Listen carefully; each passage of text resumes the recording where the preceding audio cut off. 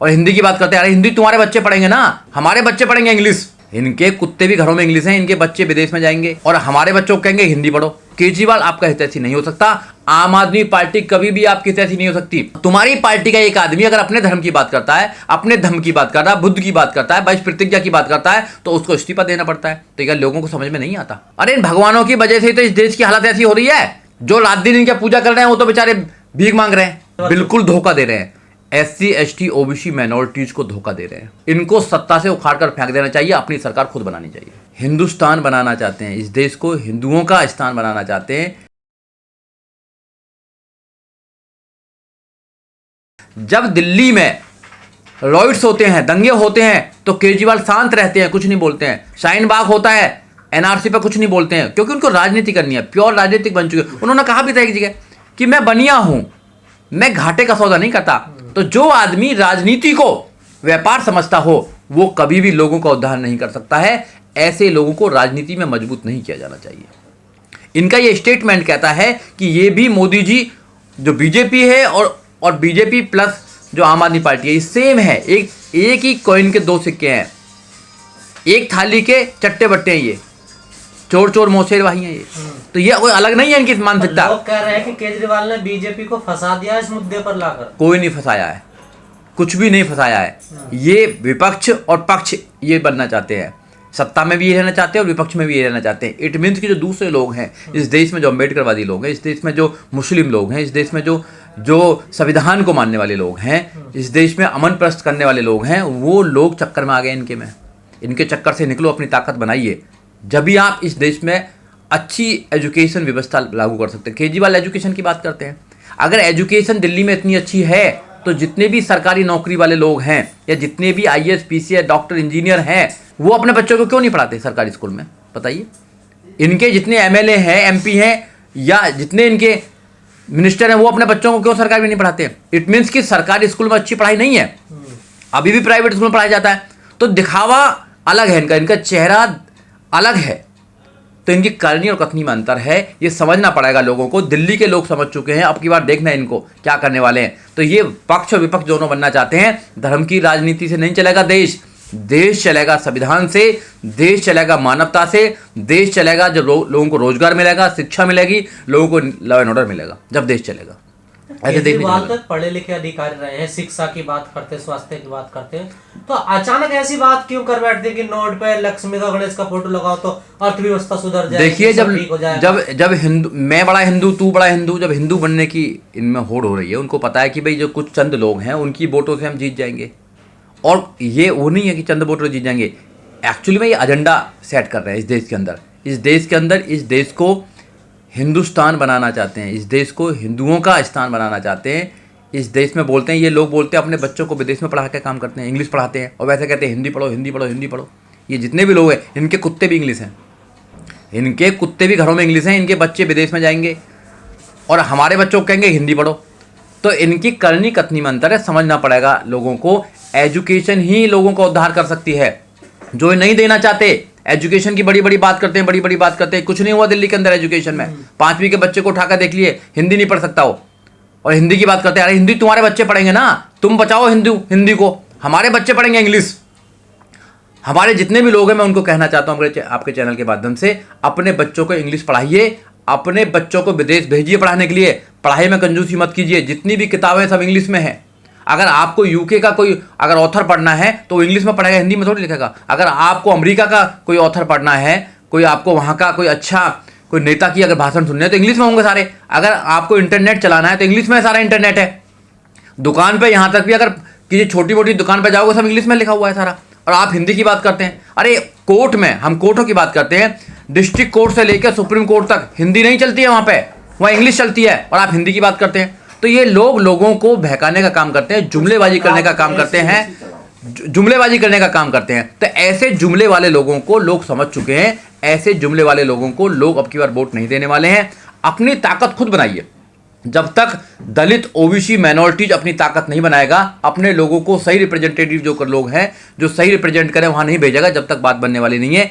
नहीं तो इनके चेहरे आपके सामने आ गए हैं। ये तो चाहे केजरीवाल हो चाहे मोदी हो, सिर्फ हिंदुत्व की बात करते हैं, एजेंडे की बात करते हैं।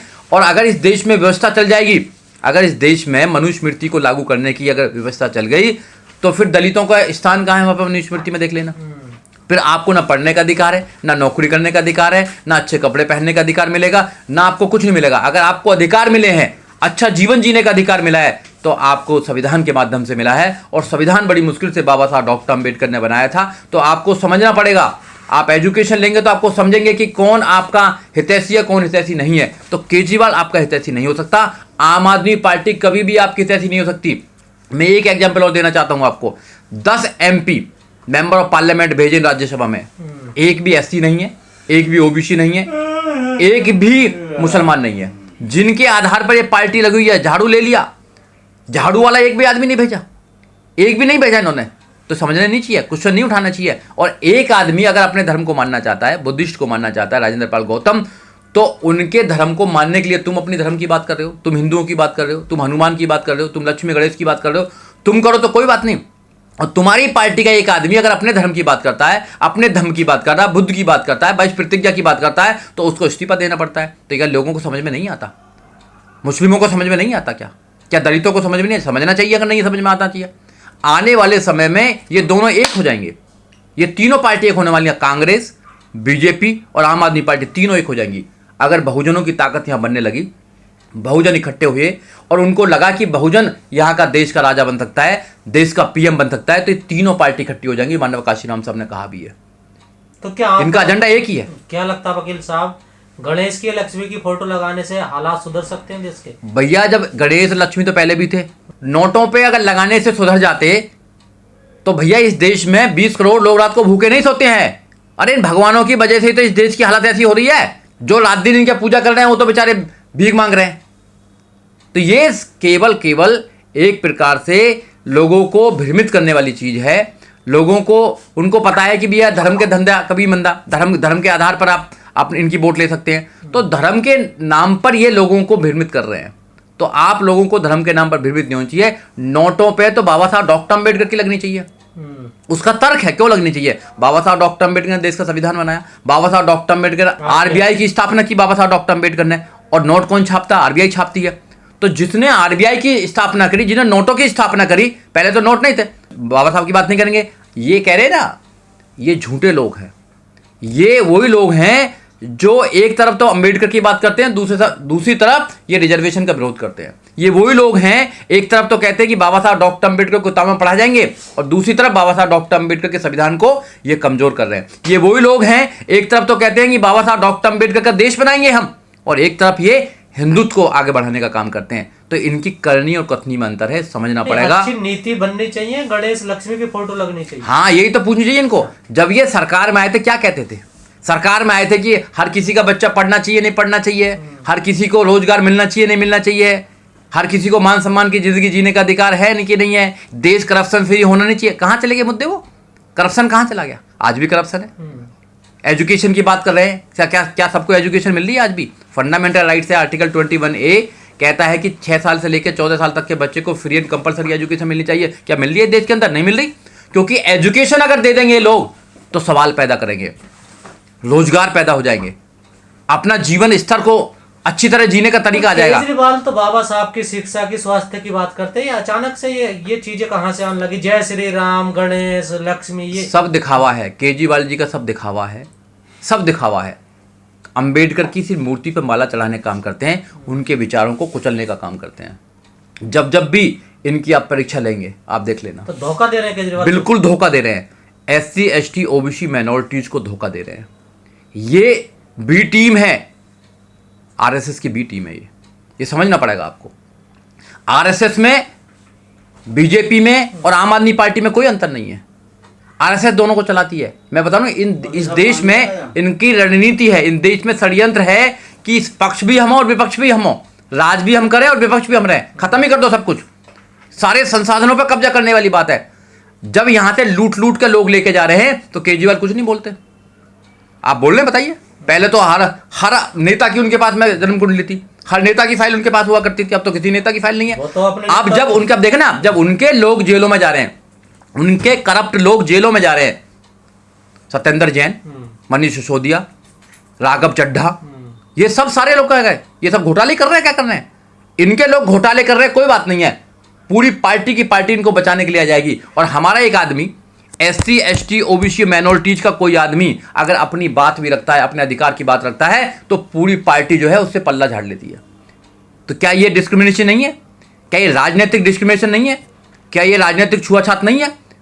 वोट हम दें तुम्हें, MP MLA हम बनाए तुम्हें, और बात तुम करोगे लक्ष्मी और गणेश की बात करोगे, बात तुम करोगे उन अधिकारों की बात नहीं करोगे जो हमारे अधिकार है, बात करोगे तुम अपने हिंदुत्व की बात करोगे। तो वैसे दिक्कत क्या आप लोगों का अगर नोट पे आ भी जाती है तो फोटो अगर देखो बात दिक्कत की नहीं है, बात दिक्कत की नहीं है, बात यह है कि जो देवी देवता की बात कर रहा है उनका अस्तित्व क्या है? क्या सरकार उनको मानने के लिए तैयार है? क्या सरकार के पास उनका डाटा है? क्या सरकार इस बात में मोहर लगाने वाली बात है कि जो पैसे का अलन चलन है जो इंसान के जीवन में वो लक्ष्मी देती है, पैसा की जो रानी वो लक्ष्मी है? क्या सरकार ये मानने के लिए तैयार है कि जो दिव्या की जो देवी है वो सरस्वती है? क्या मानने को तैयार है? एजुकेशन में कोई बदलाव हो रहा है तो वो सरस्वती की वजह से हो रहा है। अब पैसा ऊपर नीचे हो रहा है तो उसमें जो फाइनेंस मिनिस्टर है उसका कोई लेना देना नहीं है, लक्ष्मी का लेना देना है। लक्ष्मी नाराज है इसलिए पैसा ऊपर नीचे हो रहा है। तो कहे ना ये तो अंधविश्वास नहीं चलेगा ना, अंधविश्वास नहीं चलेगा, अंधविश्वास को फैलाने का काम कर रहे हैं, क्योंकि अंधविश्वास का कोई तोड़ नहीं है लोगों के बात में। क्योंकि जब भगवानों की बात करेंगे तो लोग क्वेश्चन नहीं करेंगे, लोग मान लेते हैं जल्दी कि भाई ये तो भगवान कर रहे हैं। तो मैं ऐसे भगवानों को मानने के लिए तैयार नहीं हूं जो लोग सिर्फ लोगों को परेशान करते हैं। क्योंकि बुद्ध ने कहा कि किसी बात को इसलिए मत मानो कि हजारों लोग करोड़ों लोग मान रहे हैं। अपनी बुद्धि की कसौटी पर उतारो कि बात तार्किक भी है नहीं भी है। हम साइंस के युग में रह रहे हैं, 2022 में इंटरनेट का युग चल रहा है। जरा से में पता लग जाता है इकोनॉमी क्यों ऊपर नीचे डाउन और अप हो रही है, क्यों GDP जो है ऊपर नीचे हो रही है, सब पता लग जाती है। तो ये अपनी नाकामियों को छुपाने के लिए ये देवी देवताओं को सहारा लेते हैं, भगवानों को सहारा आज से नहीं ले रहे, इनके पूर्वज भी लेते आए हैं। जब ये अटकते हैं तो भगवानों को सहारा ले लेते हैं। तो बुद्ध ने और बाबा साहब डॉक्टर अम्बेडकर ने इनका इलाज किया है। हमको मानना चाहिए, जितने भी हमारे लोग हैं इनको वोट नहीं देना चाहिए, इनको सत्ता से उखाड़ कर फेंक देना चाहिए, अपनी सरकार खुद बनानी चाहिए।